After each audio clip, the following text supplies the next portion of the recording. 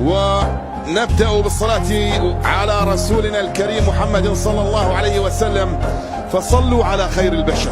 اللهم صل وسلم وبارك على محمد وعلى آل محمد، رسولنا النبي الأمي المبعوث رحمة للعالمين، خاتم الأنبياء والمرسلين، نور هذه الأمة وضياؤها وشفيعنا يوم. ندعو راعي الحفل افتتاح بطولة الطو الرمضاني لعام 2023، وذلك التسليم على الفريقين والطارئ الفاضل سعيد بن علي الحكماني عضو مجلس البلدي ممثل ولاية نخل، وكذلك نرحب برئيس فريق الطو الرياضي الثقافي الفاضل بدر بن سيف الفليتي، واعضاء الاداره واللجنه المنظمه لبطوله الطو لكره القدم لعام 2023. نسال الله التوفيق والسداد، والسلام عليكم ورحمه الله وبركاته.